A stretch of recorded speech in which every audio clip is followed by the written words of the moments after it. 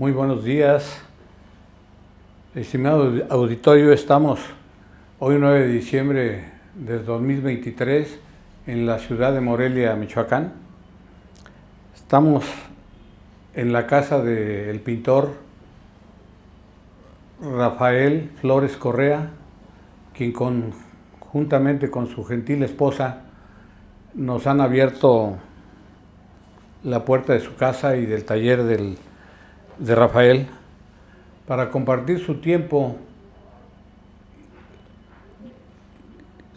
también de descanso con todos nosotros, sobre todo que nos permita conocer de su trayectoria artística y de vida, con la finalidad de que quien o quienes vean esta entrevista se den cuenta del por qué los ciudadalenses debemos de estar muy orgullosos de Rafael Flores Correa.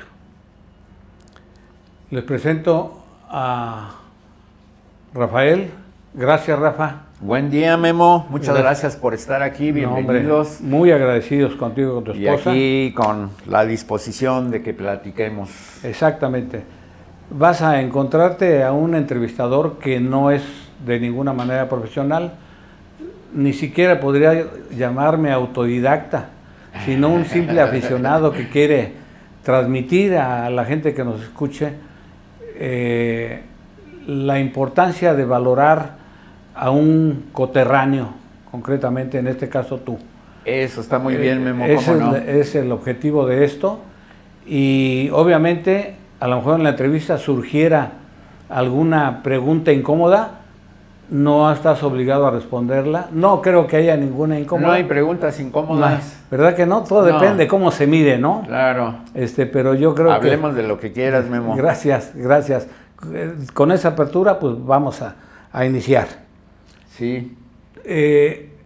Tú naciste en Ciudad Hidalgo, Michoacán, un 27 de septiembre de 54. Así es.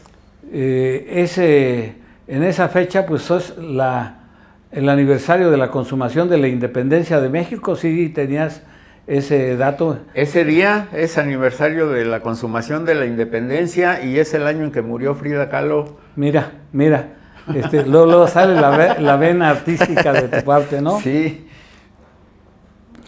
Consideramos que tú tienes un alma de artista que deja una huella imborrable en nuestra historia artística de la comunidad.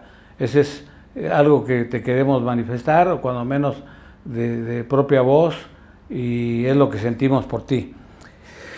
Tu papá, don Rafael Flores, y tu mamá, la señora Victoria Correa Benítez. Sí. ¿Tu papá era ingeniero, Rafa? Mi papá era ingeniero,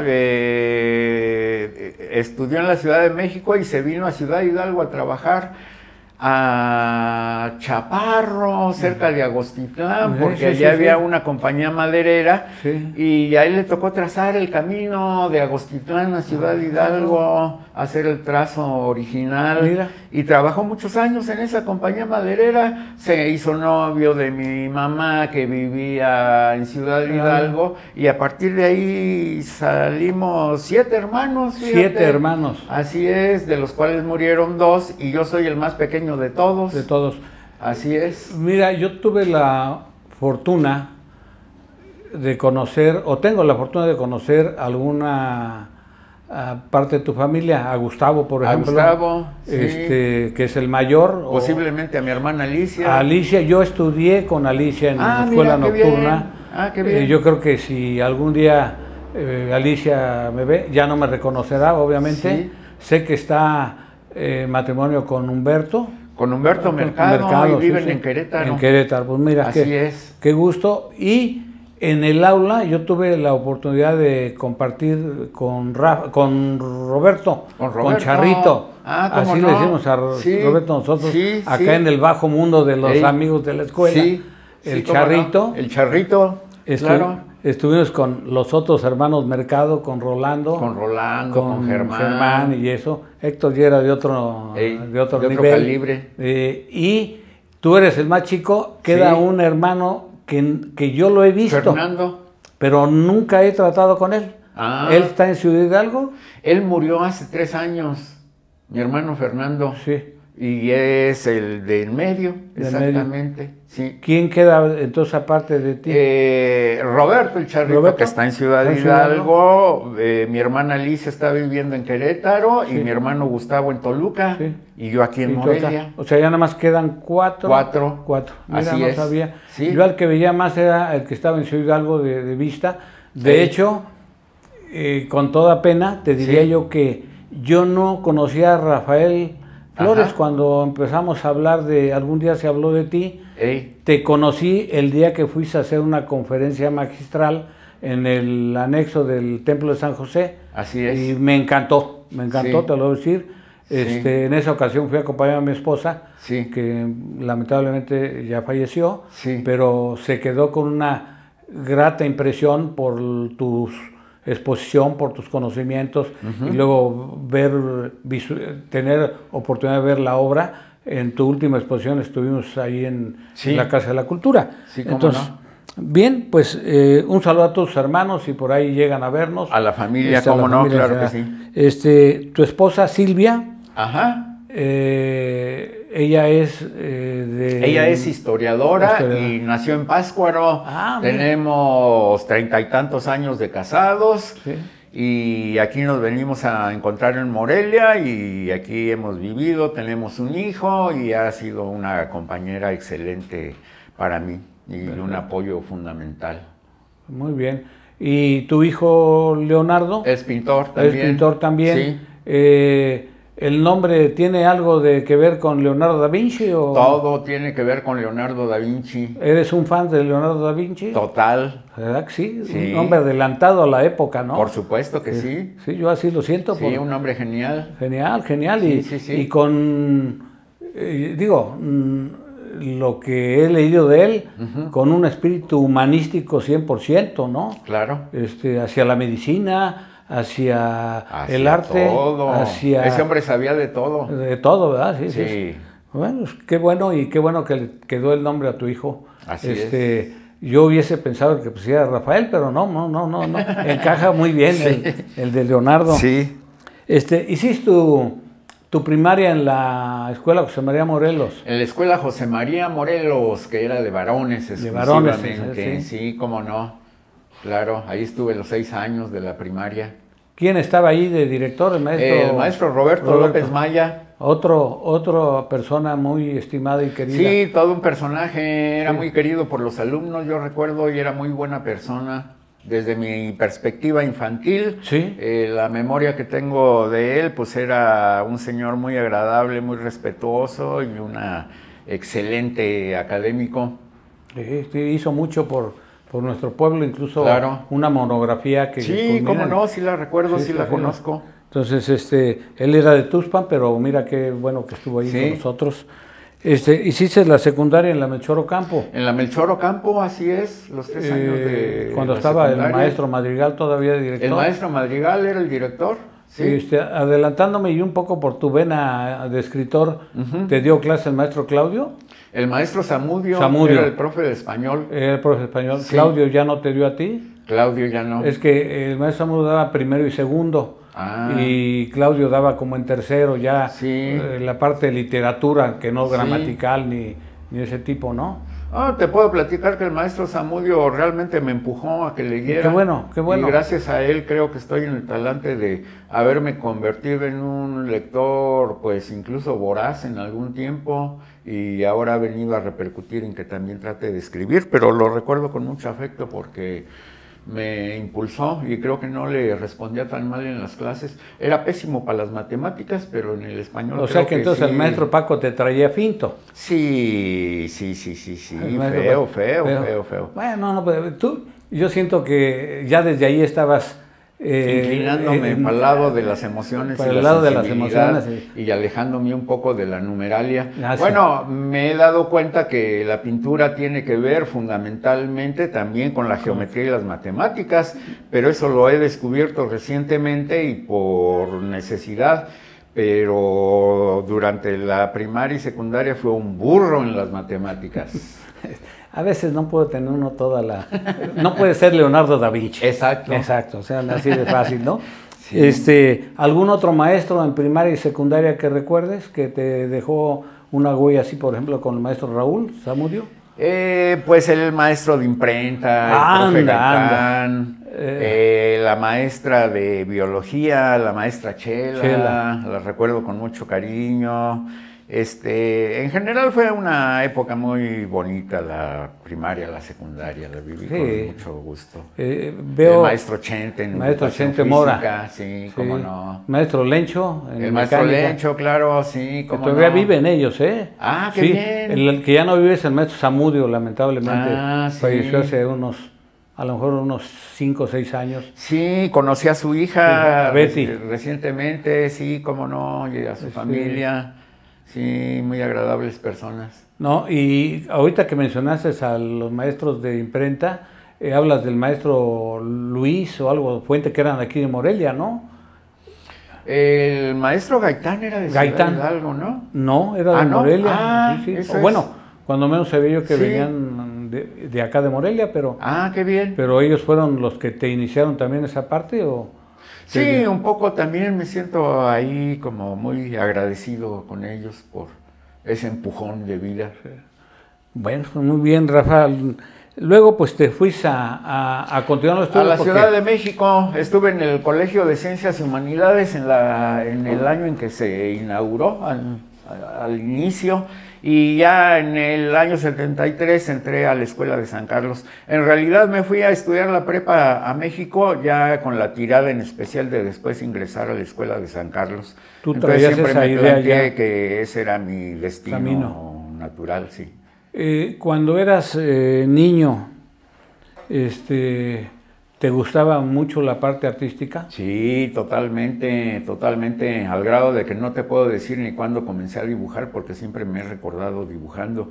Estoy seguro que antes de aprender a leer y escribir dibujaba, y entonces para mí es algo como que viene desde siempre. Quizá desde bebé hubo ya alguna actividad ahí relacionada con la pintura, pero siempre he estado dibujando y pintando. Sí. Y bueno, llegó el tiempo de reafirmarlo cuando estudié en México, ¿no? Que ya fue la convicción y la decisión seria de hacerlo, ya como una forma de vida. Bien. El tiempo de tu infancia y tu adolescencia, ustedes tenían una casa que para mí era un tanto cuanto emblemática dentro de, para mí, de las 5 más destacadas sobre la Avenida Morelos. Hay otras más, pero me enfoco en la de ustedes.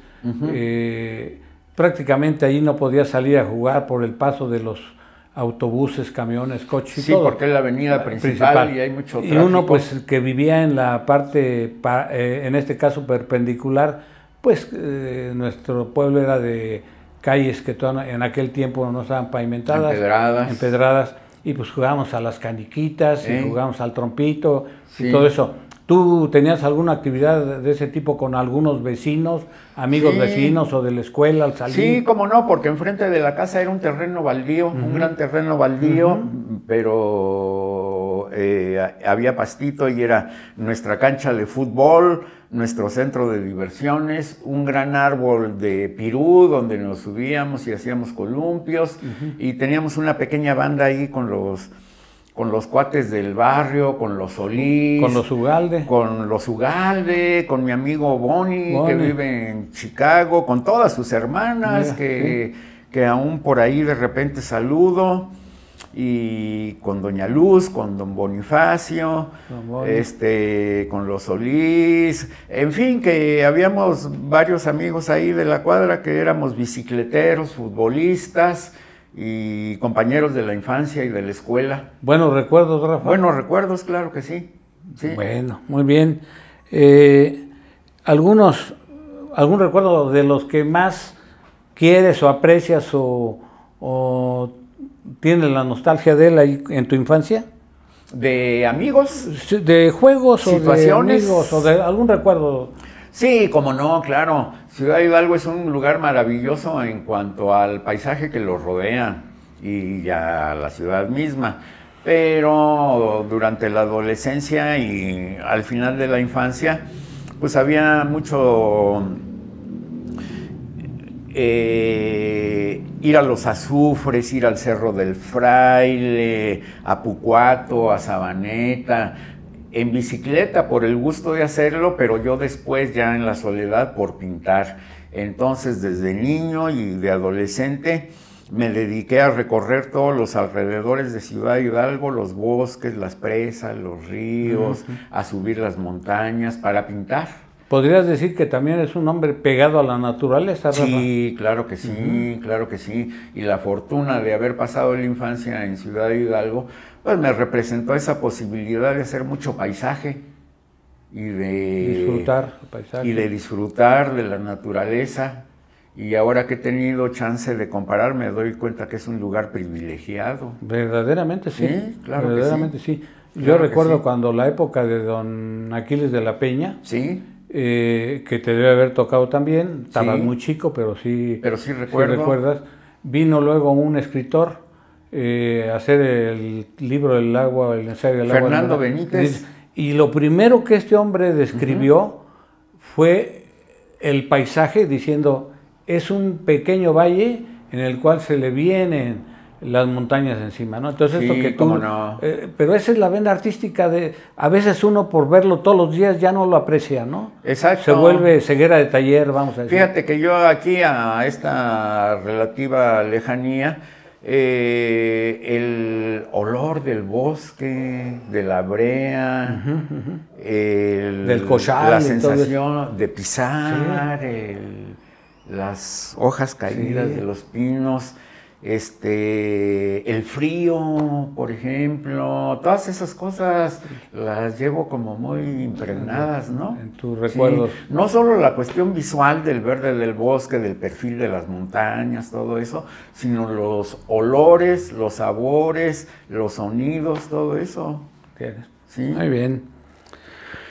¿Algún juego o actividad de tu niñez que también destaque? Pintar. Se me hizo raro que también jugaras fútbol, pero cuando es uno niño pues le entra todo a la callecita a ver el balón y tú tenías ahí un vaguillo que anda ahí chacoteando, claro que sí. ¿Algún amigo memorable con el que tenías más? Sí, te digo que teníamos una pandilla de bicicleteros ahí con mis vecinos los Solís. Y posteriormente ya frecuenté a otros chavos más grandecillos.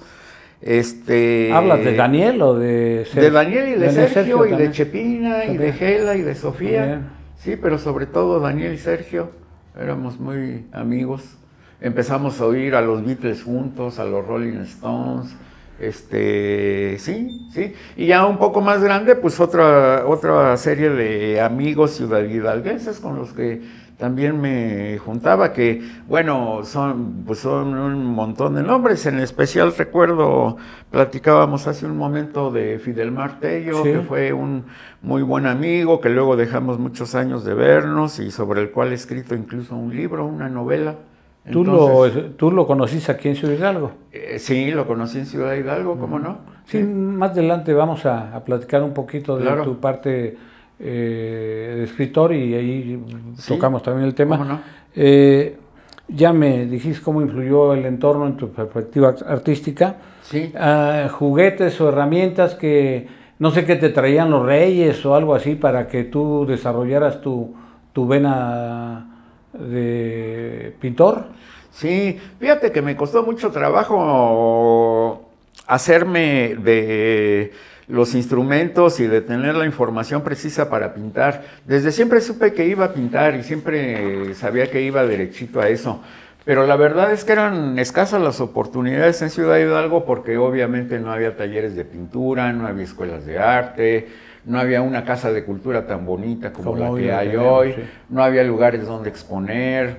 La biblioteca tenía un número reducidísimo de libros, entre los cuales había uno solo de pintura, el cual devoré ávidamente durante no sé cuánto tiempo. Y de manera que tuve que conseguir la información necesaria, la asesoría de pocas gentes que pintaban en el pueblo, y como pude fui metiéndome, investigando, haciéndome de ciertos materiales, de ciertos libros, hasta que, digamos, un poco autodidactamente comencé a pintar. Y pinté mucho antes de entrar ya profesionalmente a la escuela de pintura. Ya llevaba como ciertos añitos de vuelo en que había investigado por cuenta propia y estaba haciendo mucho paisaje, sobre todo, muchas vistas de Ciudad Hidalgo, los ríos, las lagunas, en fin. ¿Paisajista? Sí, sí. ¿Quién pintaba en esa época en Ciudad Hidalgo? Yo nada más tengo uno en la cabeza. Me acuerdo de Alfonso Miranda. Don Alfonso. Me acuerdo de... Había unas amigas de mi hermana que desgraciadamente olvidé su apellido. Había poca gente que pintaba.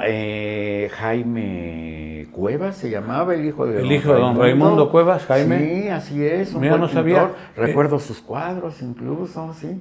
Pero pintaba poca gente. Poca gente. El que yo conocí que pintaba y un poco no tenía la obra expuesta, era Chucho Pérez, el hermano de Marcial Pérez, amigo de Gustavo. Sí, cómo no. Que Paloma era... Sí. Perdón, Paloma, ya te dije aquí Paloma. Sí, pero, no, sí, es Gustavo la Paloma.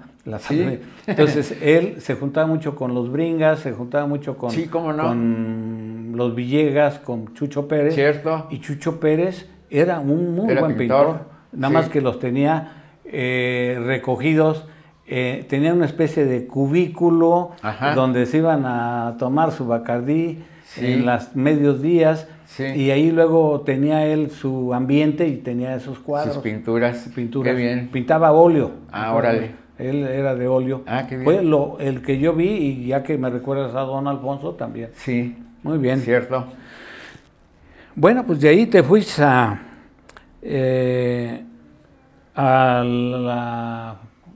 CCH en Naucalpan. Sí. Y luego de ahí pues dice el brinco del 75-78 para tu carrera, terminar la licenciatura en artes visuales, que es pintura, música, fotografía, cine, danza. Exclusivamente cuestiones visuales, pintura, escultura, grabado, historia y teoría del arte, y cerámica, esmaltes, talla en madera, serigrafía, todo eso. Sí. Revisé la parte biográfica y vi que tuviste maestros que varios te deben de haber dejado maestros. Huella. Mira, por ejemplo, tuve al maestro Manuel Felgueres, con quien comprendí la importancia de la geometría. Además, Felgueres es el primer pintor abstracto mexicano y uno de los grandes maestros de la generación de la ruptura. Aprendí técnicas de pintura con el maestro Luis Nishizawa. En los últimos años que estuvo dando clase, me tocó la suerte, porque él forma parte de la Escuela Mexicana de Pintura y del muralismo. Entonces ya realmente en su ancianidad estuvo generosamente dando sus últimas clases en San Carlos, y con él aprendí a pintar al temple, aprendí a preparar los óleos, a tensar los cuadros. Todo lo que es la cocina de la pintura la aprendí con Nishizawa. Tuve a Armando Michúa como maestro de Historia del Arte, que también es un excelente maestro. Tuve como maestro a Sebastián, el que hizo el caballito que se encuentra en la Ciudad de México. Y que ha hecho varias cosas en todo el mundo. Esculturas geométricas y en todo el mundo. Tuve maestros como Capdevila en grabado, que es un grabador español excelente. A Ricardo Rocha, no el periodista, sino el pintor. A Tomás Parra, al maestro Aceves Navarro, con él aprendí a dibujar, que era un maestrazo para el dibujo y un excelente maestro en general. Me tocó muy buena época de la Academia de San Carlos. Yo creo que tú viniste a ser obviamente pionero en el CCH, fuiste tu fundador. Fue la primera generación. La primera generación. Sí. Entonces todas esas oportunidades en primer acto se aprovechan después. Sí. Y yo creo que ustedes tú traías perfectamente identificado tu deseo de llegar a la Academia de San Carlos, ¿no? Y sí revisé el currículum de tus profesores, de Felgueres, de el maestro Horacio Aceves Navarro, Sí. De Luis Niquizagua, de Alfredo Salce, que es aquí nuestro paisano, Sí. de Santiago Rebolledo, Sí, cómo no. un colombiano. ¿Él influyó para que después fueras tú a Colombia o no? ¿Tú fuiste a Colombia? No, no fui a Colombia, fueron mis cuadros nada más. Estuve exponiendo allá con los compañeros del Salón de la Plástica Michoacana y tuvimos 3 exposiciones en Colombia, a las cuales nada más fue un representante nuestro, pero a Santiago lo conocí ya en la Ciudad de México y fuimos amigos durante muchos años. Un pintor muy importante en la época de los grupos. Estuvimos juntos en el grupo Suma, que era un colectivo de pintores. Sí. Sí. ¿Este grupo Suma como que después desapareció? Después desapareció, duraron poco tiempo los colectivos, fue una racha como de 2, 3 años. El grupo Proceso Pentágono, donde estaba Felipe Ehrenberg, el primer grupo feminista de pintoras que era, ¿cómo se llamaban? Polvo de gallina, no sé qué, donde estaba Maris Bustamante, que es una performancera y pintora, donde estaban varias mujeres que estaban muy aguerridas dentro de la primera ola del feminismo y que salieron de San Carlos. Había varios grupos, colectivos, el grupo Peyote y Compañía, el No Grupo, nuestro grupo que era el Suma y varios grupos más, pero fue una cuestión de 2, 3 años y se desbarataron un poco, pero fue una época muy interesante. Y todos los que pertenecen al grupo tuvieron luego su desarrollo. Sí, ya como pintores con una obra individual. Sí, el nuestro se dedicaba a hacer casi obra con materiales de desecho. Recogíamos en la calle cartones, madera, tiliches y con eso tratábamos de hacer arte. Organizábamos exposiciones colectivas y pintábamos en los muros de las calles en un tiempo en que todavía no emergía el graffiti como lo conocemos hoy. De alguna manera fue como un trabajo pionero del arte callejero.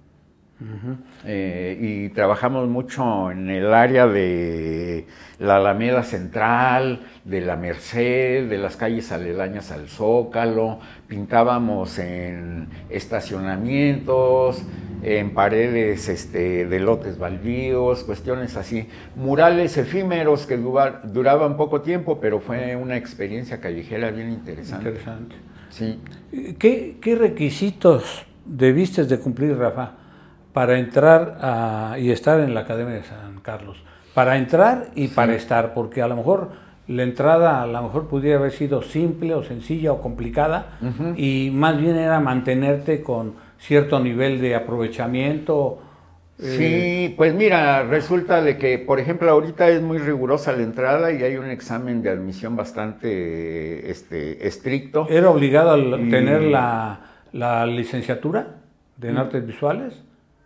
Sí, o sea, sí, de hecho entras para la licenciatura de artes visuales, pero a mí se me facilitaron mucho las cosas porque yo estudié en una prepa que también es ¿de la UNAM? De la UNAM, sí, claro. Y entonces tuve el pase automático, pero te comento que, por ejemplo, en el primer año deserta como la mitad del grupo, es decir, todo el mundo piensa que es bien divertido y bien fácil pintar, pero al primer año como la mitad de la escuela se sale y quedamos pues los que estamos como más convictos, y ya en el tercer o cuarto año se va reduciendo cada vez más, que creo que así sucede en casi todas las carreras, ¿no? Entre más avanzas se va reduciendo y los que se titulan son unos cuantos. Pues aguanté hasta el final, no aguanté. Me divertí y gocé y me apasioné hasta el final, pero sí exige como una dedicación total, una disciplina a eso, ¿no? total, sí, a eso. Claro, sí, claro. Y digo, y con el nivel de maestros en la enseñanza, pues obviamente yo creo que el esfuerzo que tú hagas tiene que ser redoblado para estar dentro de. Sí, si te aplicas es sumamente gozoso y además un aprendizaje neto. Perfecto. Estaba viendo que también tuviste de maestro a Pablo Amor. Sí. Con una técnica un tanto cuanto diferente a lo que es el óleo sobre tela. Sí. A base de cera y pigmentación. Encausto. Ándale, sí. encáustica. O encáustica, sí. El encausto se trata de pintar con cera de abeja como aglutinante, sí. y una mezcla de cera de abeja y copal, de manera que cuando el copal se pone a diluir, se calienta, se vuelve líquido, ahí vas agregando los colores en pigmento y con eso pintas, ya sea con empastes o a manera de veladuras. Y cuando el copal seca, se vuelve durísimo, de manera que es una técnica muy permanente y se usa desde el tiempo de los egipcios, es de las primeras técnicas de pintura. Que aquí en México prácticamente no se desarrolla ya. Sí, poco, fíjate, poco, pero sí hay pintores que utilizan el encausto. ¿Tú pintas también acuarela, Rafa? Sí, cómo no. Sí. Pues en general todas las técnicas. Me he dedicado sobre todo a pintar óleo, pero también hago acuarela, también hago grabado, también pinto con encausto, con temple, con acrílicos y como di talleres de técnicas de pintura, pues obviamente tengo que conocer de todas ellas. Y haberlas aplicado para sí, poder claro. ser una enseñanza completa, ¿no? Claro.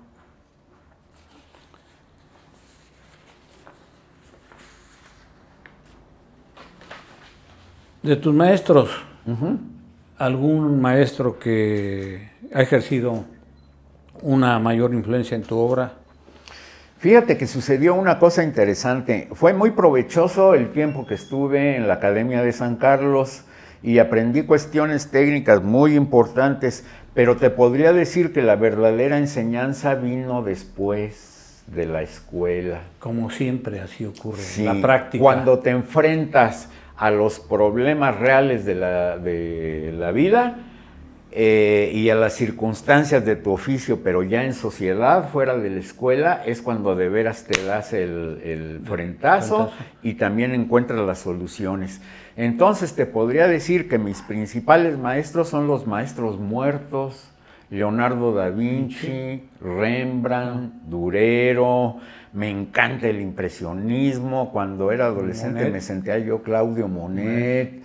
Me encanta la pintura de Van Gogh, me encantan los pintores contemporáneos que en recientes años han otra vez vuelto a revalorar el tema del cuerpo humano de manera realista, que es algo que durante el tiempo en que estuve en la escuela, sabes que había una gran tendencia hacia la abstracción, sí. Y entonces los maestros nos metían en la cuestión de que pintar como renacentista o mirar hacia el realismo, y sobre todo yo que hago figura humana realista, lo veían como un asunto reaccionario y pasado de moda, y te desaconsejaban que pintaras eso.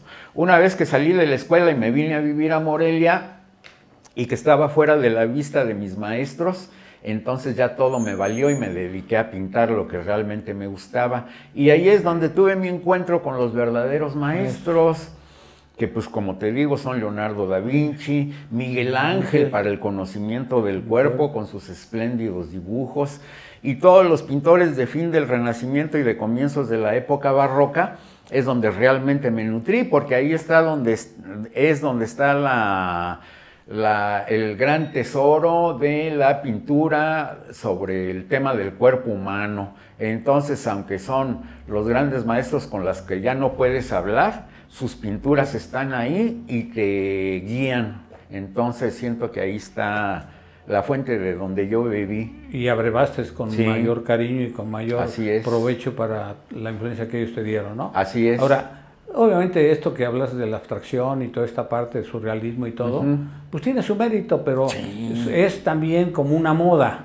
Y obviamente en su momento para ellos a lo mejor era quizá comercialmente hablando era lo mejor, porque pues otras cosas no vendían. Pero qué bueno que tú tomaste tu propio camino y gracias a toda la experiencia que traías, porque yo he visto aquí que siempre, digo, te estoy hablando desde tu primer contacto con la escuela primaria en 1962, los 60 y hasta la fecha, sigues aprendiendo, o sea, sí, claro, has tenido un crecimiento, claro, pero aprendiendo siempre, sí, con una sí, trayectoria productiva, provechosa, útil, fecunda, fructífera, y por lo que expresas con tu pasión, por tu, no solamente la técnica que utilizas, que conoces de todas las técnicas, a lo que has dado más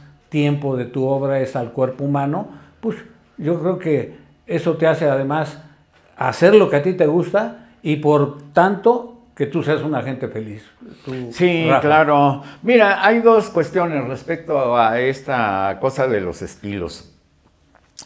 Yo me he desarrollado dentro del realismo o del surrealismo o del realismo mágico, no sé exactamente cómo lo podamos llamar, pero se trata del trabajo sobre la figura humana, que no es necesariamente como una foto, sino dándole cierto aspecto de fantasía, lo cual lo liga un poco al surrealismo.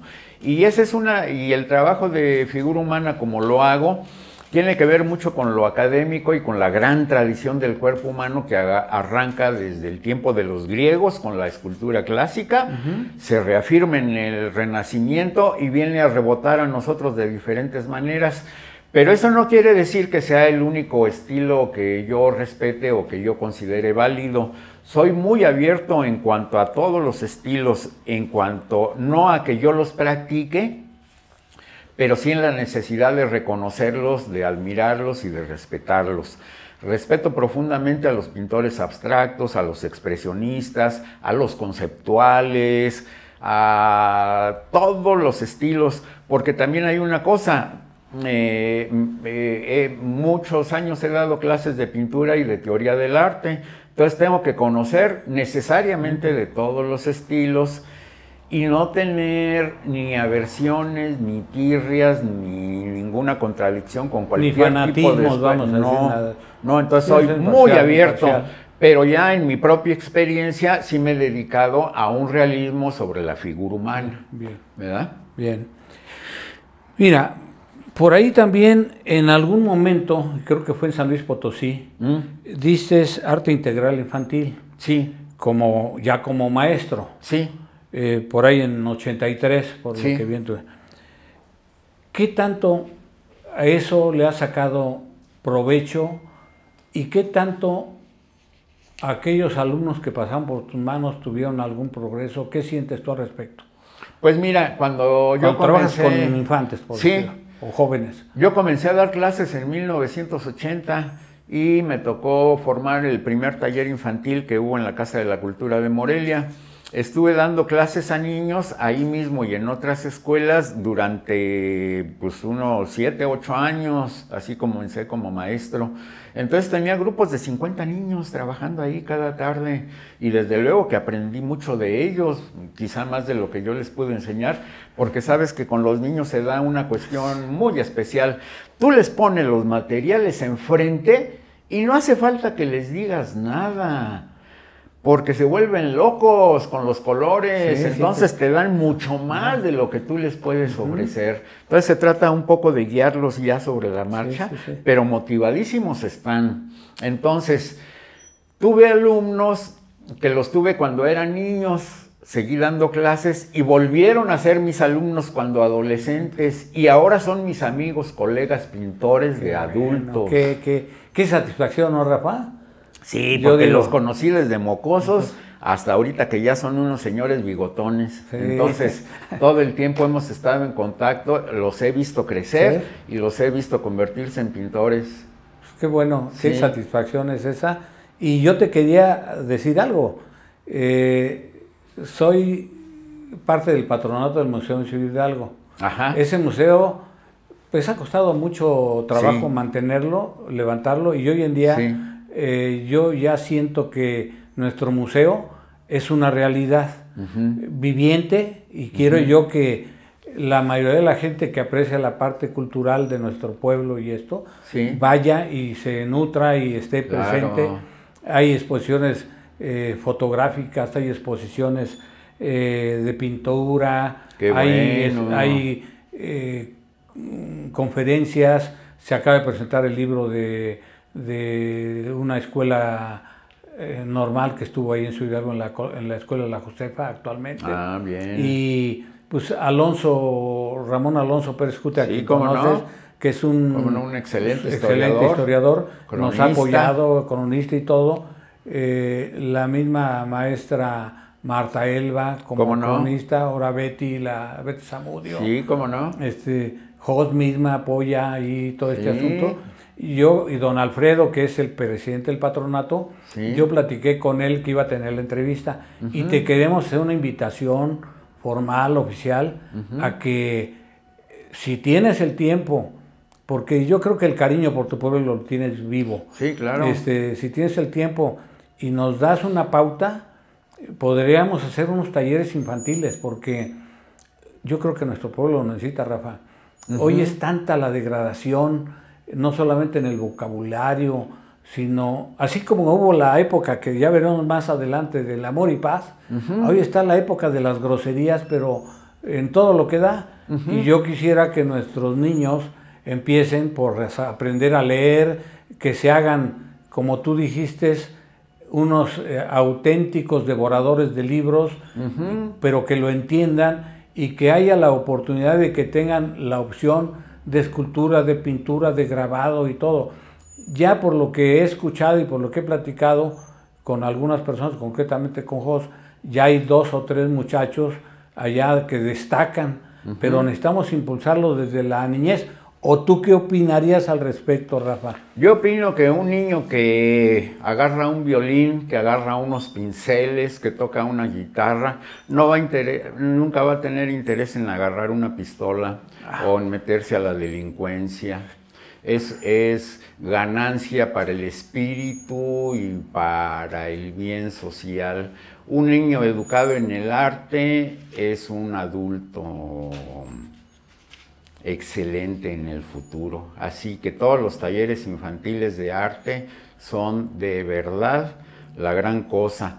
No esperando formar pintores y músicos y dramaturgos, esperando crear adultos sanos y sensibles. Es correcto. Aunque no se dediquen a la profesión de convertirse en un pintor, en un músico hecho y derecho, al menos son adultos sensibles que van a tener una vida digna, ¿verdad? Me gusta esa parte.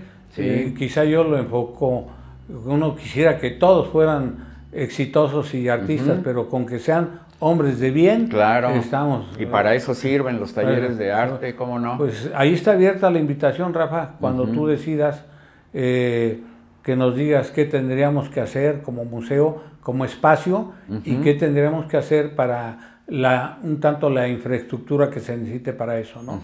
Y obviamente tu valiosísima apoyo y participación, pues sea directo o indirecto, ¿eh? Es una excelente idea, ya habrá que ver con calmita qué cosa, ¿verdad? Pero qué bueno, qué buenos planes. Es la invitación. Qué bonito.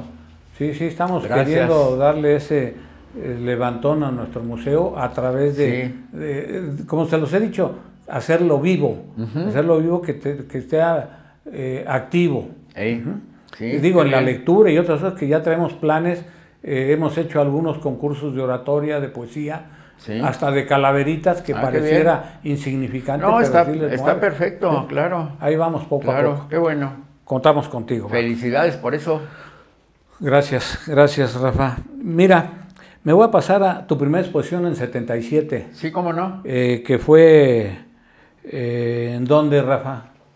Pues mira, en el 77 individual ya. Sí, es el año en que casi estaba saliendo de la Academia de San Carlos y empecé a exponer por entonces. Tuve varias exposiciones con el grupo Suma, tuve varias exposiciones colectivas con pintores de mi generación y tuve mi primera exposición individual en la Galería Pintura Joven de la Ciudad de México, que ya desapareció. Y curiosamente, según la tendencia general de la escuela, yo era un pintor abstracto, fíjate. Yo comencé siendo un pintor abstracto que luego dio el brinco al realismo. Entonces, como quien dice, bueno, comencé haciendo paisajes. Casi todos comenzamos haciendo paisajes o figura humana. De ahí ya como una manera, con una intención profesional, me convertí en pintor abstracto y después de la escuela volví al realismo, en el cual me he mantenido pues durante las últimas 4 décadas, sí.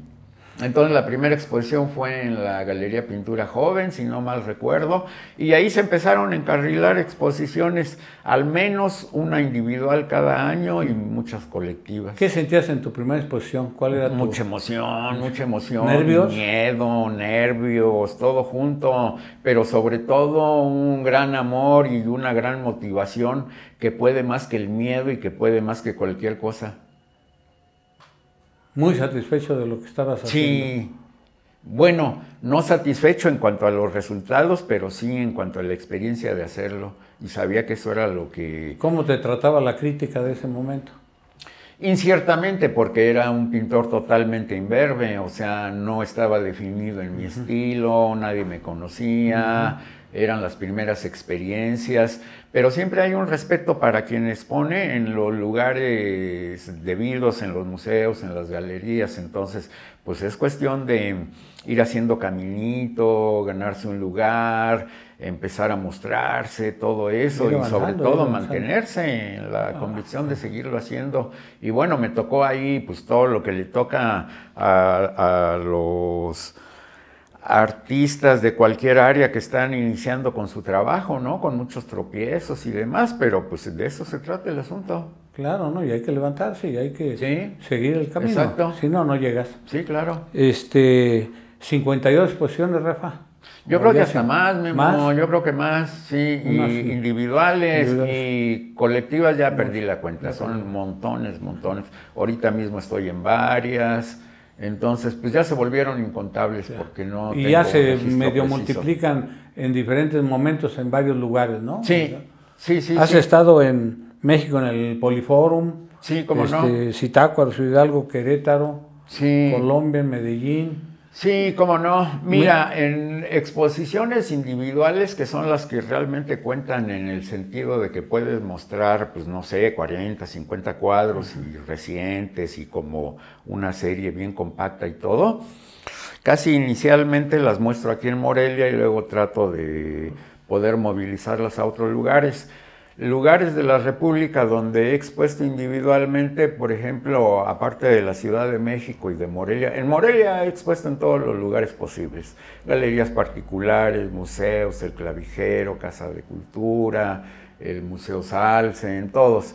En la Ciudad de México, así más o menos importantonas, tuve una en el Poliforum Cultural Siqueiros, otra en la Galería de la Secretaría de Gobernación, en la Galería Pintura Joven, en los estados, en la Universidad de Toluca, en San Luis Potosí, en Zacatecas, en Puebla, en el norte, en Monterrey. Y en el extranjero nunca he expuesto individualmente, pero he participado en muchas colectivas. En Colombia, tengo pinturas en la Embajada de México en Brasil, en España, tengo más o menos bastante obra, algunos coleccionistas en Los Ángeles, en San Francisco, en Nueva York y en Chicago, en Albuquerque. Estuve participando en los salones del textil en miniatura, que era una convocatoria muy especial de hacer esculturas textiles en pequeño formato, invitado por la maestra Marta Palau, y con ella estuvimos participando en La Habana, en Oslo, Noruega, en Tokio, Japón. Pues sí, fueron experiencias interesantes. ¿En qué consiste esto de la textil en miniatura? Pues se trata de hacer una escultura con materiales textiles, cuerdas, estambres, lazos, enequén, algodón, cualquier tipo de fibra textil, con ello hacer una escultura. Y en miniatura, porque se trataba de 30 centímetros máximo. Sí. Y entonces ahí participaban como 50 artistas mexicanos, junto con algún otro lugar. Por ejemplo, tuvimos una con artistas cubanos, la mitad mexicanos, la mitad cubanos, y la exposición se hacía tanto en México como en La Habana. Igualmente luego con los artistas japoneses, un montón de mexicanos, un montón de japoneses, y con la exposición en Tokio y en la Ciudad de México, con los noruegos igual. Entonces fueron experimentos bastante interesantes. Y yo, sin ser escultor, pues ahí metí mi cuchara y de alguna manera participé, entonces fue muy bonito. ¿Abres tiempo a la creatividad ahí? Sí, claro, claro. Muy bien. Vamos a pasar a la parte de los reconocimientos. Sí. No me gusta luego la palabra premio, sí, porque premio nada más es el refresco. ¿Te acuerdas de ese? Sí. El de don señor Leonzo, Leonzo Velasco. ¿Te acuerdas de los refrescos que vendían en ese tiempo allá en el pueblo? Bueno, no, vamos a pasar a reconocimientos. Aquí el reconocimiento Efraín Vargas, que es también un artista de Uruapan, ¿no? Sí, cómo no. Que tuviste mención honorífica en pintura, por allá en el 2013. Sí. Luego, pues, premios importantes, varios que has tenido, pero sobre todo llegar al premio Heréndira en 2021, en plena pandemia, ¿no? Sí. ¿Okay? Sí, cómo no, con todo y tapabocas asistimos a la premiación. ¿En qué consiste, Rafa? ¿Y cómo fue que lo lograste? O sea, ¿cuál es también lo mismo que te pregunté para San Carlos? ¿Qué requisitos? ¿Cuál es el trabajo? ¿Es la trayectoria? ¿Es un cuadro en especial? ¿Son muchos años de trabajo los que representan? En fin. Sí, pues mira, primero quisiera decirte que la palabra reconocimiento y homenaje a mí me resultan muy molestas porque siento que nadie merece lo ligo como con una sensación de adulación y de una admiración malavida, pudiera decir. Yo pienso que homenaje solo se lo merecen quizá los muertos y cuando tienen una trayectoria realmente esplendorosa. Se me hacen actos aberrantes que a los políticos y a ciertos artistas y demás les hagan homenajes así como... Ay, se me hace tan... ¿Cómo decirlo? Yo me siento muy apenado cuando suceden cosas así. Generalmente no lo acepto en un sentido de... si no hay un fundamento bien asentado. Por ejemplo, mencionas los concursos bienales que se hacen aquí en Morelia, como es el concurso Efraín Vargas de pintura y de grabado, que bueno, ahí es concurso y pones tu obra pues a concursar con muchos otros artistas. Ahí sí siento una legitimidad en cuanto a ganar un premio, porque sí te echas un tirito con los demás pintores y de alguna manera lo que pelea es la obra, no la persona. La persona está involucrada como creador, pero el cuadro es el que compite con otro cuadro, ¿no? Entonces es trabajo con trabajo, no persona con persona.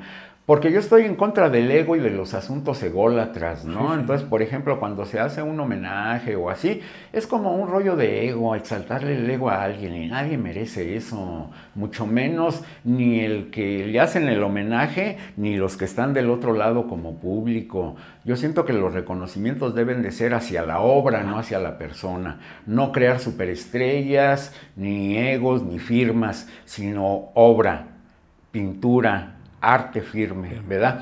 Y en ese caso de los concursos, pues sí, me tocó ganar el Efraín Vargas, que es el concurso estatal más importante en la rama de pintura. También gané el concurso estatal de acuarela y recientemente la presea Heréndira, que esa se otorga por trayectoria, no poniendo a competir una obra con otra, sino por la trayectoria de... Y, por ejemplo, un requisito es tener más de 50 años porque se supone que es un premio a décadas, de trabajo y a la constancia y a una obra en general. Entonces, en ese sentido, bueno, pues siento que sí hay como una... constancia de mi trabajo en eso, y pues me siento agradecidísimo de que haya sucedido y de que el jurado haya pensado que mi trabajo merecía esa distinción, ese reconocimiento. ¿no? Sí, sí. Qué bueno, Rafa, porque el que tú lo logres, independientemente de todo lo que has expuesto con relación a los homenajes y todo, pues es un punto de vista válido de tu parte, y aquí pues es un reconocimiento a la trayectoria, como te decía, ¿no? Sí. Entonces, qué bueno, porque en todo esto se reconoce tu disciplina, tu pasión, como dices tú, tu trayectoria al final de cuentas, ¿no? Sí. Y que obviamente no hay un solo premio cada año. Sí. ¿Es un premio anual? Sí, es un premio anual que incluso se suspendió, creo que alguna temporada, pero sí es un premio que se da cada año y se hace a 3 personas, uno en el área de las artes visuales, fotografía, cine, escultura, todo eso. Otro en músicos y artes escénicas, gente de teatro, y otro para las tradiciones populares, artesanos, bailes populares, pireris, música popular. Entonces, música, artes visuales y artes populares. Muy bien. Bueno, pues tu obra, los que la hemos observado, yo me tocó mucho verla ahora en la última exposición en Ciudad Hidalgo, porque no sabía que tú ya habías expuesto en anteriores ocasiones. Yo, así como tú, yo me fui a la Ciudad de México en 1967 y tengo todavía la fecha, pues ya échale la cuenta, más de 50 años. Un buen rato. Un buen rato, y en aquellos tiempos para mí era un poco complicado venir al pueblo, porque me casé, mi esposa es de Ciudad Hidalgo, y nos fuimos allá, y pues como todo matrimonio también tuvimos nuestra época difícil al arranque. No teníamos ni para venir por acá a visitar a la familia, veníamos una vez al año. Entonces, por eso te decía hace rato que yo no sabía quién era Rafa y toda esta parte, y no había podido apreciar tu pintura. Ahorita que entré a tu taller, pues hay muchas cosas que a mí luego me recuerdan que mi esposa tenía los pinceles, las pinturas, todo lo que tú tienes aquí, y la obra que ella también le pasaba un poco lo que hace un rato decías, que tenías tu época o tu etapa emocional y dejaba un cuadro y no lo volvía a tocar, lo tocaba después. Tú trabajas a lo mejor, como bien dijiste, simultáneamente cuatro cuadros simultáneamente, ahí vas trabajándolos. Veo yo pues que efectivamente el centro principal de tu exposición y de tu pintura es el cuerpo humano, con diferentes variantes en cuanto a flores, sobre todo veo mucho, sobre todo por los colores, mar y toda esta parte. Un poco adelantándome a lo que viene después, Cancún influyó para que tú tuvieras en tus cuadros un tipo de color turquesa, y eso sí influyó. No sé si yo no lo sabía. Yo después leí tu libro y vi que a lo mejor como artista, pues eso te quedó grabado, y desarrollas mucho, aunque desarrolles otros colores, pero hay una cierta preferencia, a lo mejor decir, por el turquesa, ¿o qué, Rafa? Sí, no sé si Cancún directamente, pero sí, los colores tienen una cuestión emocional y subjetiva importante, psicológica. El color es como el sabor, por decirlo así también, y un poco el sonido. Sabes que hay cosas, yo trato que mi pintura sea como una especie de agradecimiento a la vida, o como de reconocimiento, de agradecimiento al hecho de estar vivo. Y diciéndolo de otra manera más espiritual, es como una manera de orar, que no lo digo en un sentido religioso, sino en un sentido espiritual. Pintar es casi un estado de gracia. Cuando tú pintas, el mundo se desvanece y el cuadro se vuelve todo. Y estás en un diálogo con el cuadro mediante las formas y los colores, pero de alguna manera estás haciendo oración, te lo digo, no en un sentido religioso. Incluso yo te puedo decir que no soy practicante de ninguna religión, aunque me haya formado en el catolicismo por una cuestión familiar y social, pero sí me he convertido en un ser espiritual que le doy gran importancia al mundo de lo no visible, que se hace posible a través de lo visible, es decir, mi intención no es pintar el cuerpo, que es lo que hago siempre, sino pintar el alma, pero el alma no se ve. Entonces tengo que recurrir al cuerpo para que se visibilice el alma, ¿no? Y este es un asunto espiritual realmente. Entonces el hecho de pintar es, te digo, esa especie de estado de gracia donde tienes como una apertura total de tu alma, de tu mente, de tu mirada, para congraciarte con el fluir de la vida. Si la vida te está ofreciendo cosas tan bellas como los árboles, las plantas, los animales, el agua, el cielo, las estrellas, pintar es una manera de reconocerte en esa grandeza divina y en esa grandeza de la naturaleza. Entonces es integrarte al fluir de la vida, ¿verdad? Así lo entiendo yo. Mira, Rafa, cada vez que, como seguimos platicando, y esto viene un poco desde atrás, desde la llamada que te hizo Jos, me sorprendo de estar aquí. Me sorprendo positivamente, porque tú tomaste la llamada y me trataste como si tuviéramos toda la vida de conocernos, y yo nada más te había visto una sola vez. Entonces eso me habla de una tranquilidad espiritual de la persona y de tener su propia vida y obviamente compartir, que es lo que estamos ahorita haciendo, aquí conmigo, pero esto va a ser mostrado a nuestro auditorio. Ojalá todos, no pido que estemos de acuerdo, pero que sí entendamos la postura de Rafa, que es verdaderamente una postura espiritual, pero a la vez humana, Rafa, así lo siento, de ese tamaño lo siento. Y te reitero mi agradecimiento porque nos des este tiempo y este espacio. Mira, con eso vamos a cerrar la parte de la pintura, excepto que tú quisieras agregar algo más. Una sola cuestión, mira, también en cuanto al tema de los cuadros, porque como me he desarrollado en el trabajo del cuerpo humano, de pintar el cuerpo humano, hay motivaciones muy especiales. El cuerpo humano es nuestro vehículo en esta vida, nuestro vehículo material, con él nos movemos, vemos, olemos, saboreamos, tocamos, sentimos frío, calor. Nuestros sentidos son la parte de nuestro cuerpo que se conecta con el mundo, con la vida. Entonces, pintar el cuerpo es una manera de hablar de lo humano en general. No se trata solo de la cuestión visual, anatómica, que por otra parte el cuerpo tiene una connotación erótica y sensual muy fuerte y que es muy bonito pintarla y aprovecharla.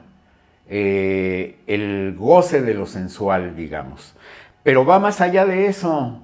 Aparte del erotismo, que es lo que brinca inicialmente, hay cuestiones mucho más profundas. El paso de la vida, cómo nos convertimos de niños a jóvenes, a viejos, ese transcurso de la vida, cómo se vive dentro del cuerpo. La cuestión incluso de lo anormal o de lo que no cabe en los parámetros de la belleza. Un cuerpo es digno no porque esté bonito, sino porque existe simplemente. Un cuerpo obeso, un cuerpo muy flaco, un cuerpo deteriorado, un cuerpo avejentado, un cuerpo de bebé, son tan dignos y tan hermosos como el de una Venus y como el de un Apolo. De manera que pintar el cuerpo no se trata solo de un goce sensual o de la belleza prototípica, sino del respeto por lo humano. Y yo quiero que mi pintura sea un elogio, una loa, una alabanza a la dignidad del cuerpo como el elemento más preciado de toda la naturaleza. Y porque el cuerpo humano es como, decían los griegos, la medida de todas las cosas. Y en el cuerpo humano encuentras, si sabes dibujar un cuerpo humano, puedes dibujar cualquier animal, cualquier planta, cualquier paisaje. Es la piedra de toque de la pintura.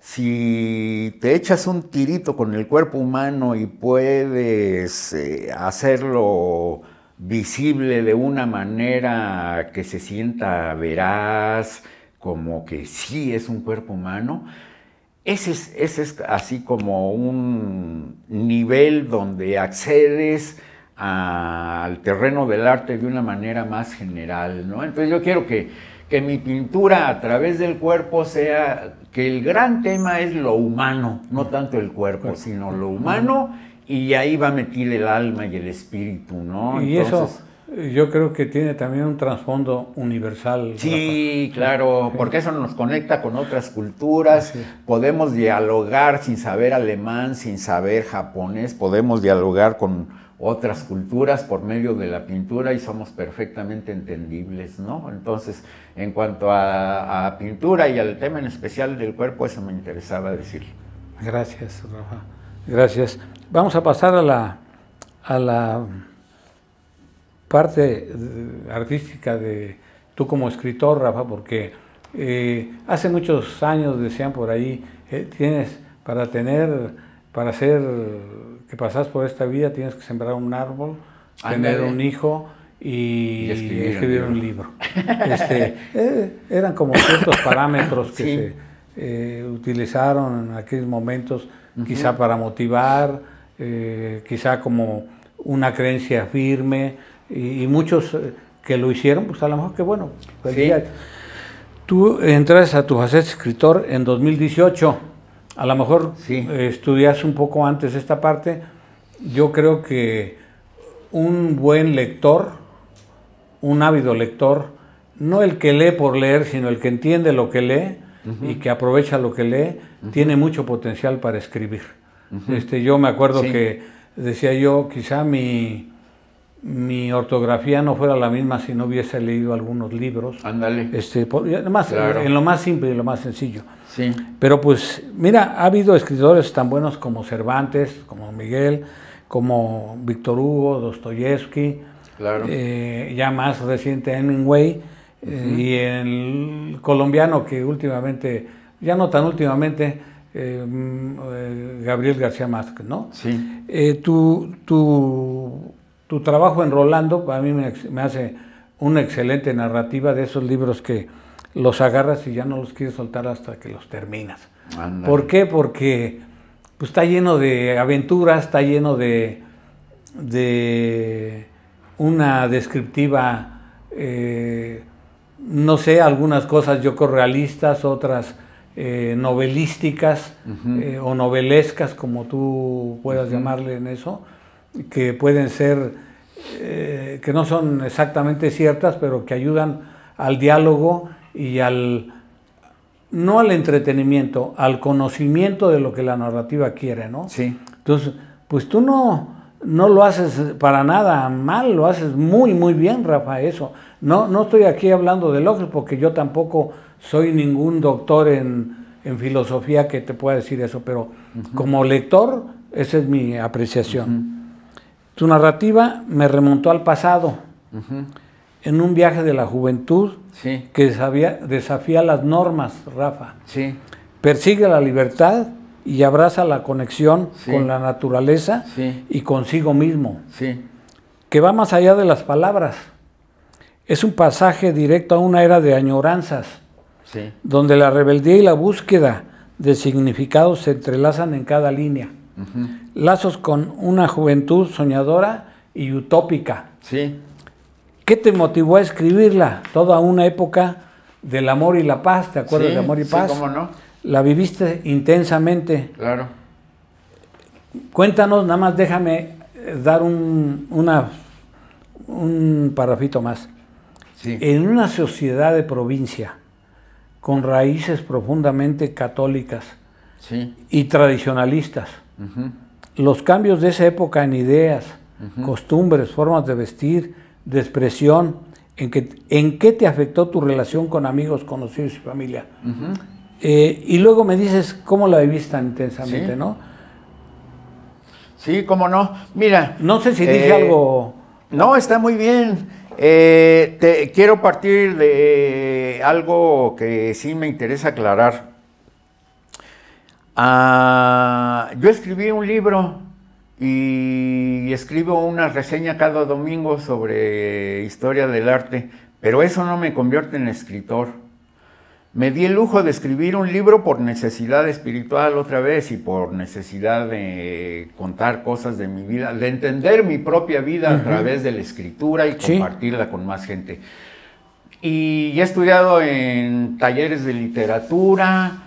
He sido un lector voraz desde los 15 años, yo creo, y de verdad no es presunción, es un hecho real. He leído un montón de cosas y gracias a eso me he conectado con el amor por la escritura también, pero no me considero escritor, simplemente escribí un libro, eso no me convierte en escritor.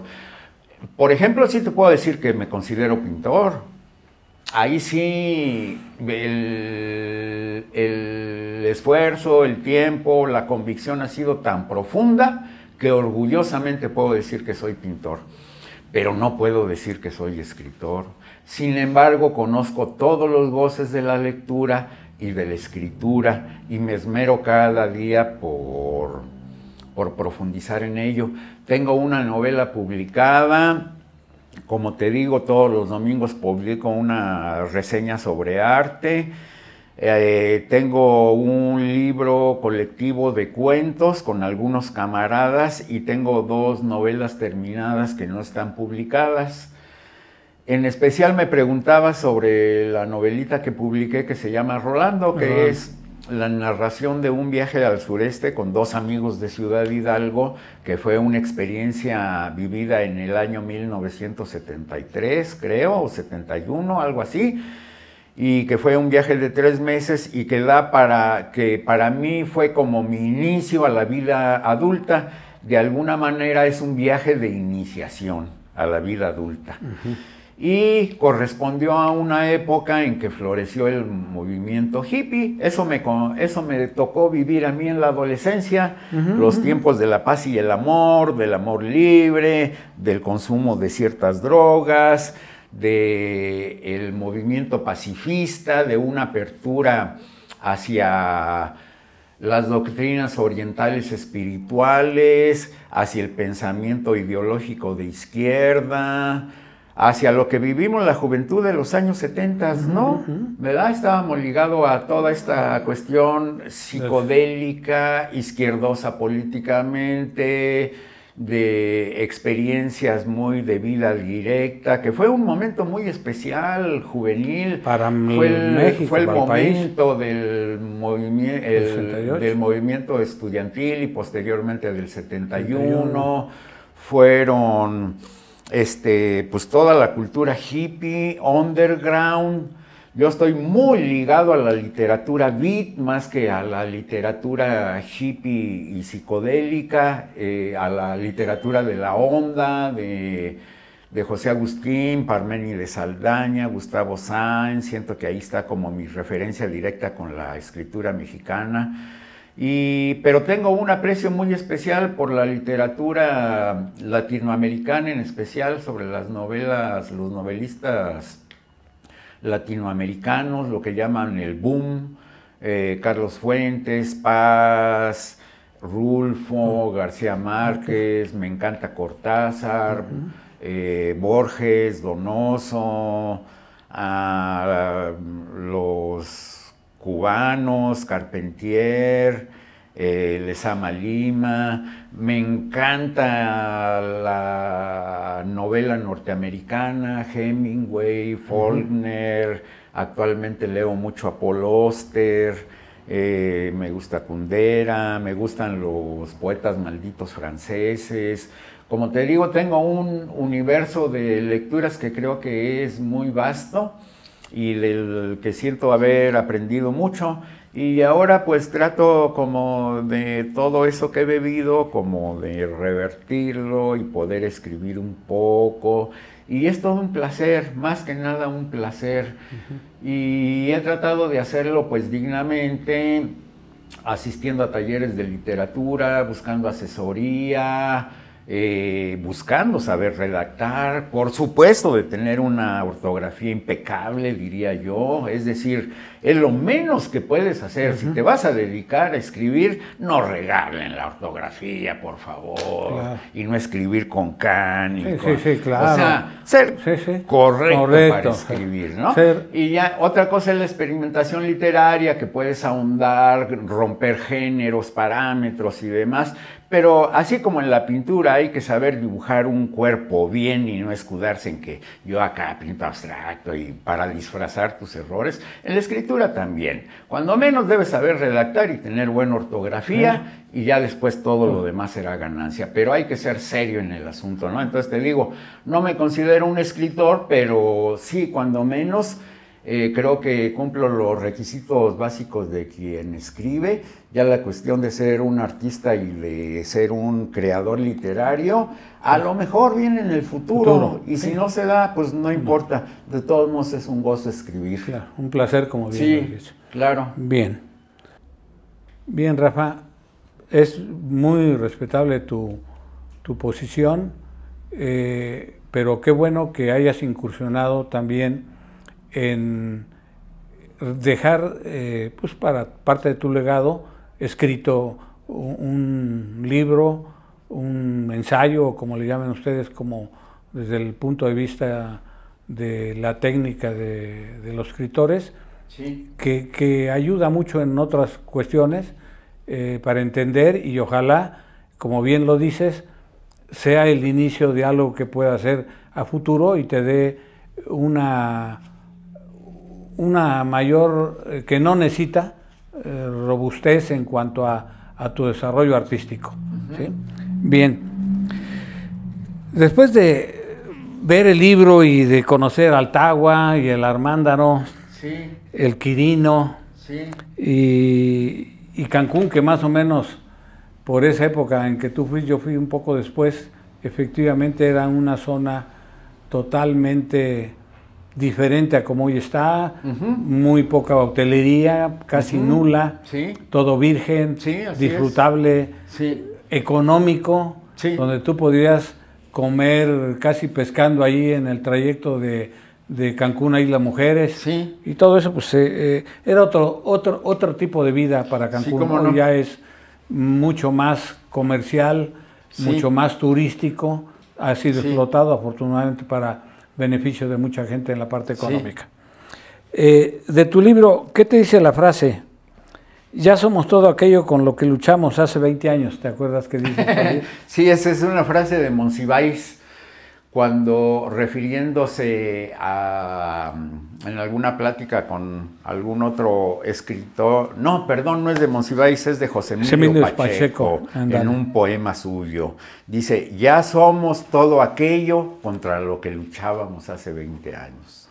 Es decir, cuando uno es joven es un rebelde arrebatado y pretende ser revolucionario y estar en la vanguardia y oponerse al mundo adulto, pero llega un momento en que creces, te vuelves un adulto y estás del otro lado del escritorio oyendo las voces que protestan contra ti y dándote cuenta que te convertiste exactamente contra lo que luchabas cuando joven, ¿no? Es la vida, es la vida. Pero esa rebeldía del adolescente, yo creo que es una rebeldía natural, ¿no, Rafa? Sí, se dispara en muchas direcciones, a veces para bien, a veces para no tanto, y es parte del proceso de maduración, ¿verdad? pero es como un arranque inicial. Fíjate que en cuanto a la novelita, bueno, pues a lo mejor para los jóvenes de hoy que nos puedan estar escuchando en este momento, resulte algo muy lejano, pero sí tengo que anotar que los años 70 fueron una cuestión muy peculiar para los que fuimos jóvenes entonces, porque toda esta cuestión del movimiento de contracultura y hippie, había cosas, por ejemplo, como la costumbre de viajar de aventón, que ahorita es muy mal visto, ahorita es imposible. Si tú pides aventón o das un aventón, es un riesgo tremendo y no lo debes hacer. Pero en aquel tiempo era parte de la vida y fluía. ¿Y qué hace un adolescente con avidez de conocer el mundo y sin dinero en la bolsa? Pues recurre al dedo gordo y se planta en la carretera y pide aventón. Y ustedes pueden ver una gran cantidad de películas y leer una gran cantidad de novelas de las vivencias de la carretera. Por ejemplo, la novela En el camino de Jack Kerouac, que es toda una odisea de atravesar los Estados Unidos de aventón, y en las vivencias de la carretera, o las novelas de Paul Auster que hablan de un personaje que en un momento dado corta su vida, se planta en la carretera sin mochila, sin dinero, a la aventura, y que conciben, la carretera es una aventura, nomás sé que va para allá, pero no sé a dónde voy a ir a parar, pero está el futuro allá. Ese es el sentimiento de esta novela. Aparentemente el objetivo era 3 adolescentes que quieren ir a bañarse al mar de Cancún. Pero el verdadero sentido del viaje era el encuentro con la vida adulta y con la vida en general. No solamente era el llegar, sino cómo ir y qué disfrutar en cada paso que da. Y el viaje, el transcurso del viaje es el sentido, es la esencia, no tanto el objetivo de llegar allá. Y a través de esto se trata de contar todas las vivencias de la subcultura y de la contracultura. Entonces esa es un poco la intención de la novela, que también sea, aparte de una novela de iniciación espiritual, también es una novela de aventuras y una referencia muy precisa a las costumbres de la época. Así es.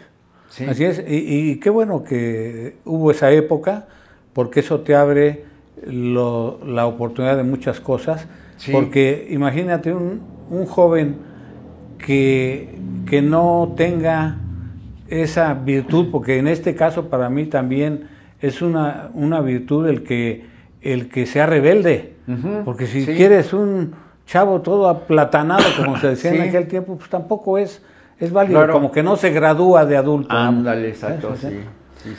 ¿Cómo ves? ¿Te verás? Como ves, te verás el título de un capítulo de tu libro. Sí. ¿Crees tú que las historias o acontecimientos se repiten? Sí, en diferentes circunstancias a todos los adolescentes que se convierten en adultos les toca vivir cosas similares en diferentes épocas, con diferente moda, con diferentes costumbres y diferentes circunstancias, pero que en el sentido profundo se trata de lo mismo, como de la maduración y del entendimiento de la vida, ¿no? Sí, muy bien.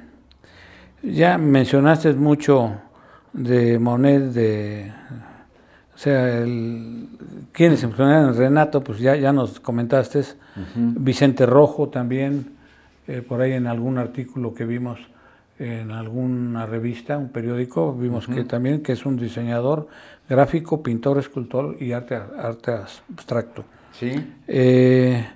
Pues en Ciudad Hidalgo yo no soy la autoridad de mi pueblo, nunca me ha gustado la parte política, porque no creo que los intereses míos vayan con ese sentido. Necesitamos más presencia tuya, Rafa, no es reclamo, es una solicitud, es una solicitud. No hablo ya de por qué solo tan pocas posiciones, y por qué algún tiempo no se supo de ti por allá, cuando menos yo no lo sabía, pero qué bueno que haya gente que te tenga muy presente. Quiero que más gente te tenga presente, Rafa. En eso pues va a ser parte importante que tú, no hablo de que colabores, sino de que nos apoyes y de que le podamos hacer con nuestra, con esa nuestra pequeña provincia. Sí. No un homenaje permanente a Rafa, no, sino a la misma población con tu apoyo y tu ayuda que ya te mencioné en la parte infantil, ¿no? Y en otras cosas más que quieras tú ayudarnos, ¿no? Sí, mira, hay una cuestión de responsabilidad social. Yo le tengo un gran amor a mi ciudad, a la antigua Tajimaroa. Vivo en Morelia, no vivo allá, pero estoy muy ligado sentimentalmente. Mi familia, a excepción de uno de mis hermanos, los demás ya no viven allá. He dejado de ir porque mis padres murieron, la casa familiar tampoco ya no nos pertenece, pero el amor es permanente y tengo una responsabilidad social respecto al pueblo. Trato de alimentarla en el sentido de que amigos como tú, como Josh Morales, como instituciones como la Casa de la Cultura, las escuelas, me invitan a exponer, a dar alguna charla, cuestiones así. Y participo porque es parte de esta responsabilidad social y de un amor natural que tengo por nuestra ciudad. Y por supuesto que me interesa participar en cosas que se vayan sucediendo al respecto de la cultura tajimaroense, como esta invitación que me haces para enterarme de los talleres infantiles, de los objetivos del museo y todas estas cuestiones. Desde esta relativa lejanía trato de aportar y no necesariamente todas las cosas se dan en presencia en el sitio, sino desde cierta lejanía, o cuando se puede vamos allá, y de alguna manera sí estoy al tanto de las situaciones, y es algo que hacemos pues con cariño. O bajo tu dirección, desde acá, como una cuestión de retribuir todo lo que el pueblo me ha dado, el pueblo de Ciudad Hidalgo, los amigos, la gente a la que me siento los recuerdos, cercano, ¿no? Sí, claro. La añoranza. Mira, ¿sí? Te necesitamos, Rafa, y lo que buscamos es cambiar, pues a lo mejor la mentalidad no es lo correcto, pero los hábitos, las costumbres de los niños y los jóvenes. Sí. ¿Qué recomendarías tú sobre todo a los jóvenes, Rafa? No quisiera que lo tomes como algo obligatorio, sino ¿qué les puedes recomendar desde tu vida, desde lo que tú has aprendido en todo tu proceso de vida productiva, que yo lo veo, pero no solamente productiva, te lo dije hace tiempo, hace ratito, tú estuviste estudiando mucho, estás estudiando muchos años y sigues tú en lo mismo porque tu avidez por la lectura, por conocimiento de más cosas, tienes una disciplina muy fortalecida en el aprendizaje y en la enseñanza. Desde esa perspectiva, ¿tú qué le podrías recomendar a alguno de los jóvenes que nos están escuchando? A los jovenazos, claro que sí. No me gusta dar consejos ni trazar directrices porque no soy nadie para hacer ese tipo de cosas y porque a mí tampoco me gusta que me den consejos a menos de que sea pues como alguien, recomendación. Sí, sí. Entonces, lo que quisiera plantear, y en especial para la juventud, pues, y en lo que me gustaría, en todo caso, tener alguna injerencia y poder motivar a otros, es en la creación de infraestructuras y de lugares de reunión y de circunstancias donde los mismos jóvenes y niños, con algunos adultos que procuren pues un contexto de creatividad. Me da mucho gusto saber, por ejemplo, del trabajo de la Casa de la Cultura, de que haya un taller de pintura, de que haya talleres de música, de que en general haya talleres de arte. Me da gusto saber que la biblioteca está haciendo un trabajo al respecto. Me da gusto que en las escuelas haya clases de arte, de historia del arte, de estética. todo lo que posibilite la reunión de jóvenes para que hagan cosas creativas me parece excelente en el terreno del deporte y del arte sobre todo. Entonces, en lo que pueda contribuir en la creación de esos espacios o en el fomentar esos espacios, está excelente, pero aparte se trata también de una cuestión autogestiva. Los mismos chavos pueden, si no organizarse, tener la amistad y crear la costumbre de hacer las cosas que les gustan. No es necesario que venga una directriz de arriba, de un adulto, de una institución, para que los jalen a que pinten y a que hagan música, sino que ellos mismos sean autogestivos y que se junten con aquel camarada que sabe dibujar y que se contagien y que en un momento dado estén reunidos en la casa de alguien pintando o formando un grupo de rock o de jazz o de música purépecha o que se reúnan a bailar o que se reúnan a montar una obra de teatro y todo eso. Cuando te encuentras con tus pares, con tus colegas que piensan como tú, que tienen las mismas intenciones en el sentido del arte, ahí está la cosa. No se trata necesariamente de tener un maestro que supuestamente sabe todo y que le enseñe a un grupo que no sabe nada. Se trata de, con el impulso desde abajo, yo con mis amigos me voy a juntar a cantar, a hacer teatro, a pintar, y nos las vamos a arreglar como podamos, y vamos a conseguir un muro y unos aerosoles, y nos vamos a poner a hacer algo chido en la calle, en una escuela, en un mercado, como crear circunstancias de trabajo creativo a partir de las instituciones, a partir de esfuerzos personales y agarrándose de donde se pueda. Siempre hay modo. Si no hay dinero, hay ganas. Si no hay ganas, no hay nada. O sea, hay que aventarse con lo que se puede y como se puede. No, si no hay ganas, aunque haya dinero. Pues sí. Es correcto tu expresión. Y todos los esfuerzos que se hagan para establecer escuelas, talleres, bibliotecas, escenarios, perfectísimo, qué bueno, es totalmente loable, ¿verdad? Bien, Rafa. ¿Cuáles son tus planes ahorita, Rafa, a corto plazo o mediano plazo? Sí, cómo no. Estoy tratando de, en cuanto a pintura, de hacer una síntesis de todo lo que he pintado en los años pasados, de quitar la paja y de descubrir cuáles han sido las constantes y hacer un trabajo más sólido cada vez en eso. Técnicamente, más limpieza en cuanto a objetivos, que la pintura pueda ser más elocuente, y para eso me esmero todos los días.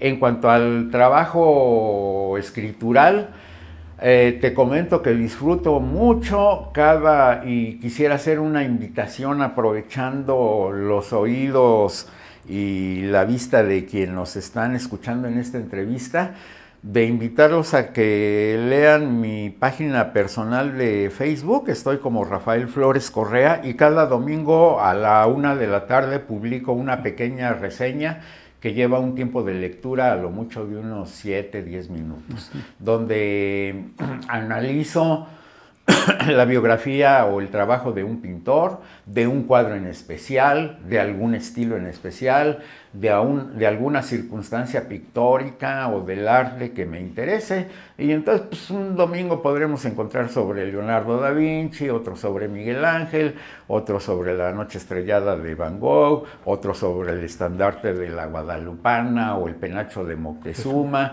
sobre arte conceptual, sobre alguna película referida a la pintura, sobre algún libro que hable de pintura. Entonces disfruto mucho eso porque de inmediato, a una hora después de publicar, ya estoy recibiendo comentarios y se establece un diálogo, que es algo que no se da con un libro o que se da a largo plazo. Un libro te lleva mucho tiempo escribirlo, es un gran esfuerzo publicar y las respuestas empiezan a llegar quizá años después de que lo publicaste.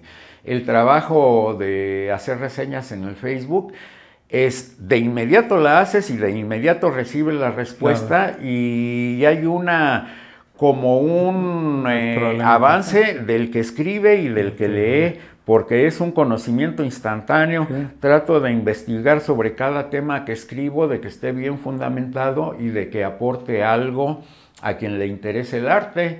Entonces, pues me anima mucho a seguir por ese caminito y ahorita estoy disfrutándolo mucho. Entonces, a corto plazo, escribir esas reseñas, continuar escribiendo las novelas que también en un plan lento, pero sin dejar, ahí llevo, y de pintar la mayor parte de las horas del día que se puede, ¿no?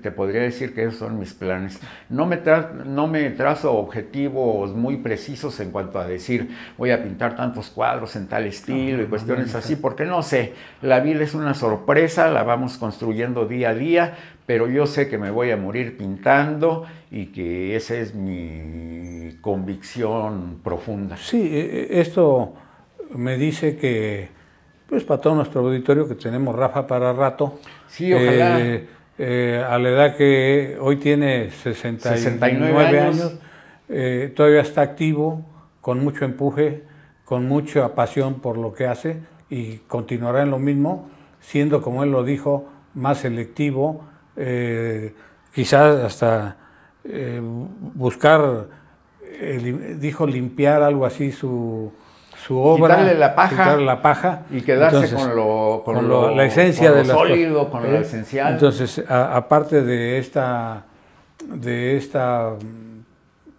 presencia en Facebook que nos permite tener acceso al arte de manera rápida, y cada domingo yo creo que estaremos por ahí pendientes de tus publicaciones, Rafa. Gracias. Sí. No sé si tienes algún proyecto en específico para Ciudad Hidalgo, ¿no?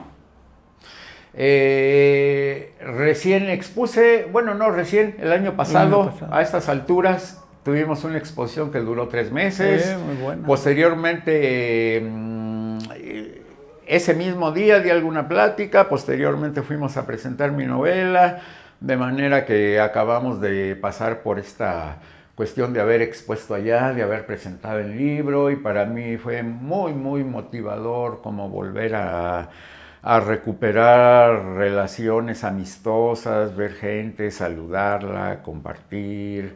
Fue un asunto muy bonito, así que pues yo me siento totalmente abierto a seguir participando en eso. Sí, esa es de las satisfacciones que tú decías hace rato, no visibles, sí, pero que ahí las tienes. Sí. Mira, yo tengo un hijo viviendo en Estados Unidos, y pues muchas familias de Ciudad Hidalgo se han ido a Estados Unidos, a Chicago más preciso, más preciso a Chicago.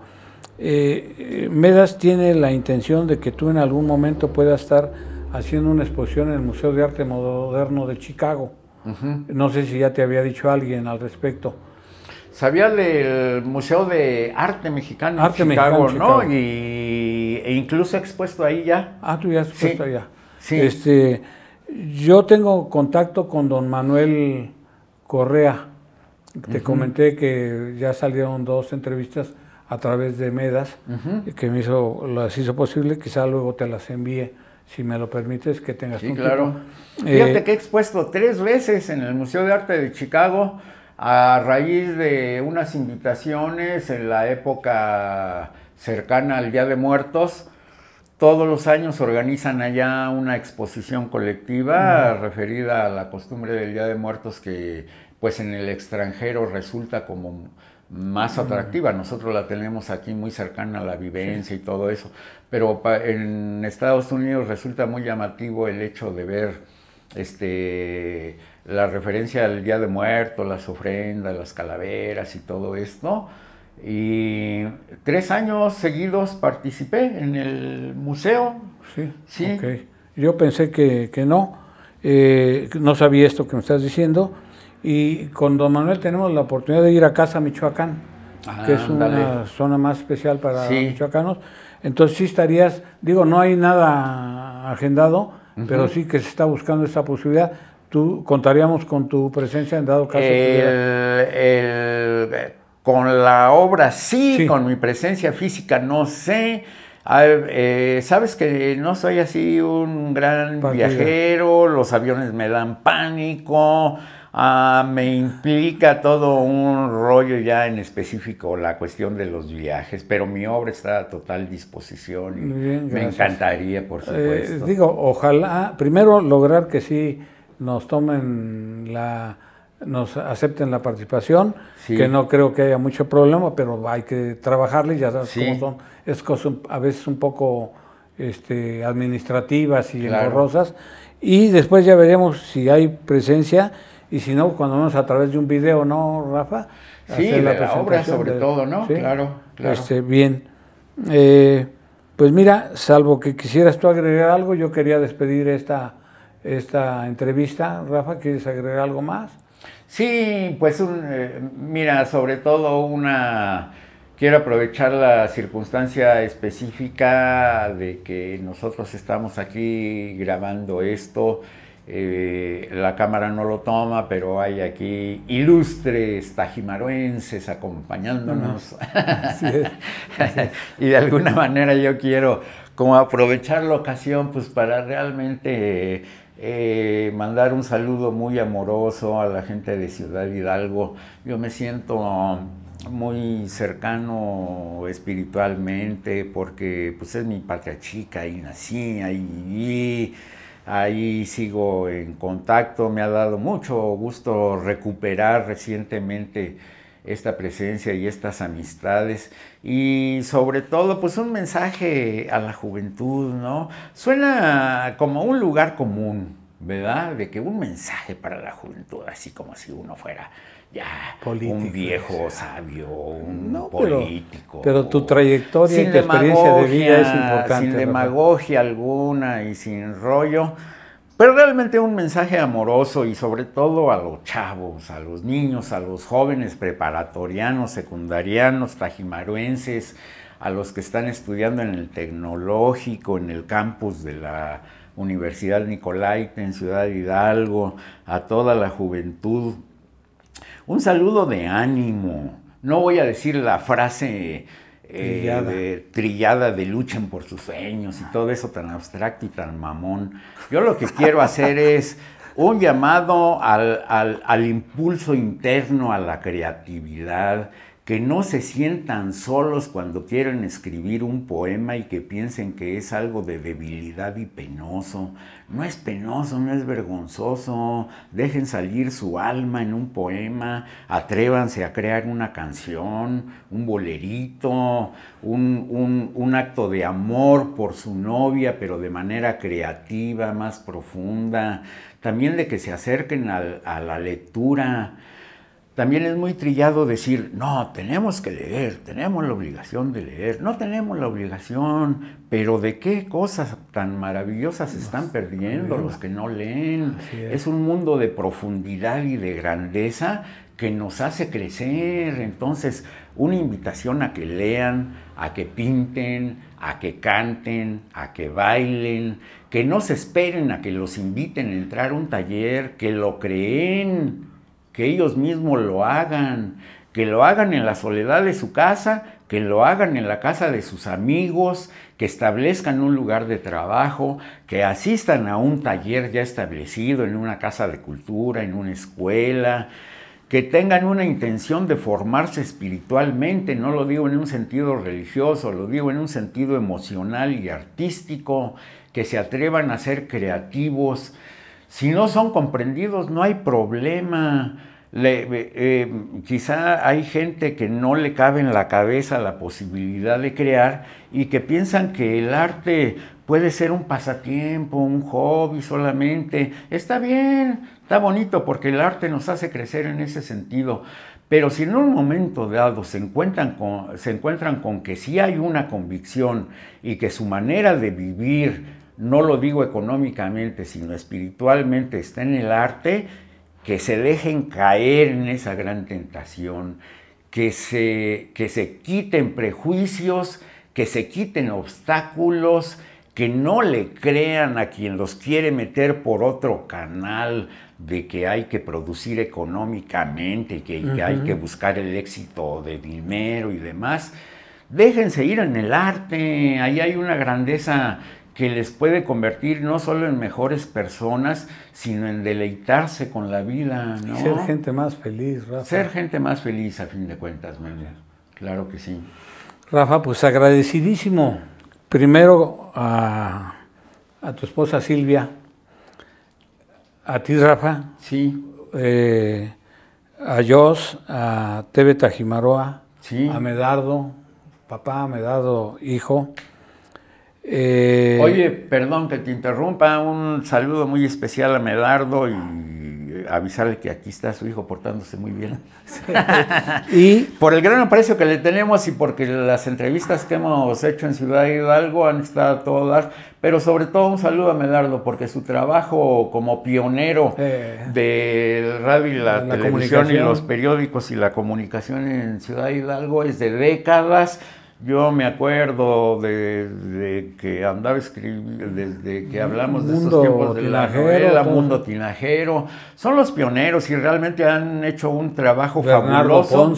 Bernardo Ponce, cómo no, y Medardo sobre todo, tantos años de trabajo y pues yo aquí mi admiración y mi respeto para todo lo que ha hecho Medas y mira, aquí tenemos a su hijo ya en un plan muy cordial, trabajando en este momento. Y sumando, claro, agregando valor agregado a la cuestión de su padre. Claro. Pues, Rafa, te reitero nuestro agradecimiento. Para mí, en lo personal, es un artista real, de carne y hueso, y eres un orgullo de los hidalguenses. Gracias, Memo. Mío propio. Gracias. Y muy agradecido con tu tiempo. No, pues gracias a ti, Memo. Qué bueno que hicimos esto. Y un saludote grande a la gente de Tajimaroa. Gracias.